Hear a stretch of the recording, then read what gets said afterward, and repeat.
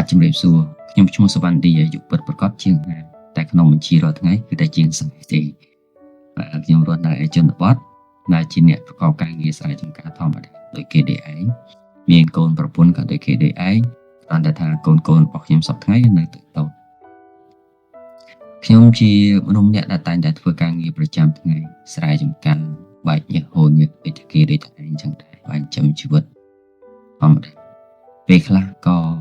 ទៅរកធေါ်អាអីចិត្តបាទដើម្បីរងាប់ផ្លូវចិត្តហើយធ្វើឲ្យចិត្តហ្នឹងវារឹងមាំជាងមុនបាទដោយការយល់ឃើញត្រូវហើយរឿងកំ pl ែងថ្មីប្រចាំជីវិតរបស់ខ្ញុំហ្នឹងទោះបីជាពេលខ្លះវាមិនកំ pl ែងសម្រាប់អ្នកដទៃក៏វាមានជាហូរហែដែរនៅក្នុងជីវិតសប្តាហ៍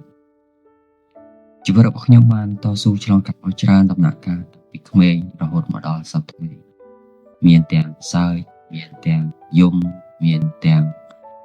វេទនាមានទាំងស្រែកឃ្លានបាទឡើងភ្នំចុះភ្នំបាទជាហូរហែអញ្ចឹងហើយបទពិសោធន៍ទាំងអស់ហ្នឹងឯងដែលធ្វើឲ្យជីវិតរបស់ខ្ញុំរឹងមាំបានរហូតមកដល់សប្តាហ៍ហើយខ្ញុំនឹងចែករំលែកបទពិសោធន៍ចំណេះដឹងផ្សេងៗដែលខ្ញុំមានសង្ឃឹមថានឹងអាចជួយបន្ថែមទៅដល់ចំណេះដឹងនិងបទពិសោធន៍ជីវិតប្រចាំថ្ងៃរបស់អ្នកទាំងអស់គ្នាបានហើយចំណេះវិជ្ជាដែលខ្ញុំនឹងចែករំលែកក៏វាមានទាំងក្នុងនិងក្រៅជីវិតពិតបាទ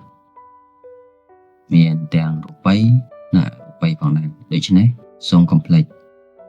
ចុច Subscribe ចុច Like ចុច Share Comment និងចុចរូបកណ្ដឹងដើម្បីទទួលបាននូវវីដេអូថ្មីៗទៀតសូមអរគុណ